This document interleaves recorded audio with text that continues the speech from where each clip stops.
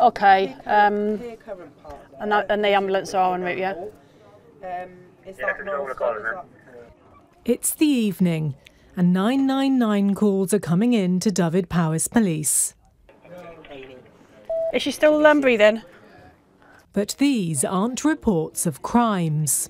And risk in relation to suicide, has that been a risk in the past? Or? We're in the main control room in West Wales, where this evening we've been given special access to the mental health triage team.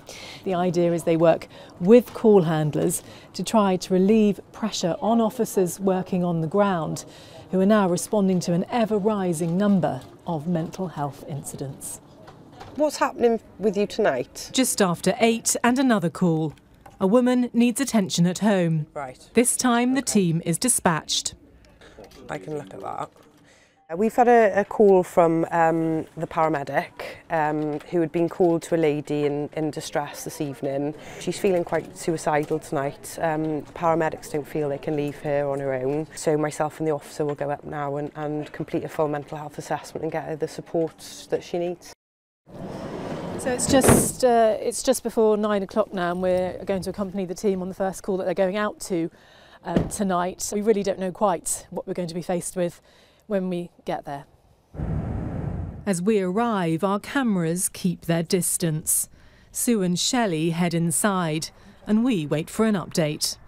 What's happening at the moment? The lady's a lot calmer now. She's not feeling so suicidal. Unless we've been here, then she may just try to go through the night, or she may have tried to do something herself, you know. Tonight we've spent quite a bit of time with her, and she's happier, and she's going to try and go to bed tonight and get some sleep.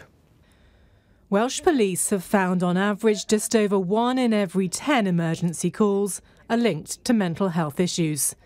Each call taking around 3 hours to deal with, costing police here more than £2.5 million a year.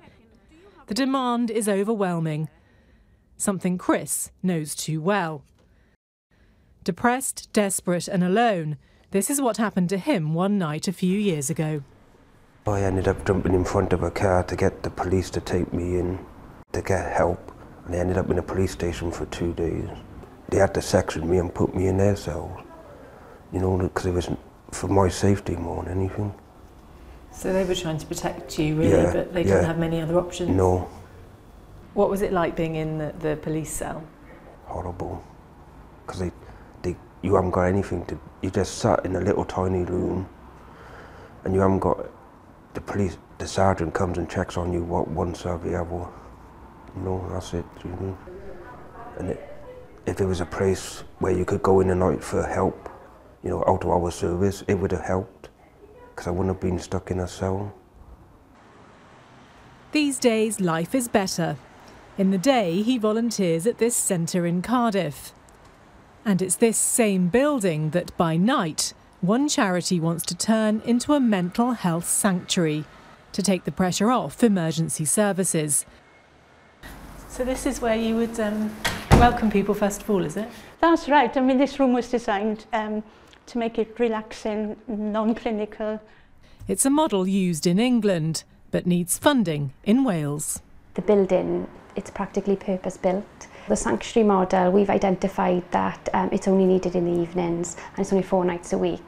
Some people might think, well, you use the term in crisis, so shouldn't somebody be in A&E or shouldn't somebody be taken to a hospital or with police? Very often, yes. You know, it might be that a medical intervention is needed, in which case the sanctuary wouldn't be the place for them. But then there are times, a lot of times, the majority of times in fact, where you get to that point of crisis. It's just that one little thing that tips you over the edge. And you just need somebody to talk to. The Welsh Government says it is working with partners, including the police, to consider the most appropriate responses for people in mental health crisis, including the sanctuary model. Meanwhile, with nowhere else to turn, the calls keep on coming. And the emergency services do what they can. Andrea Byrne, ITV News.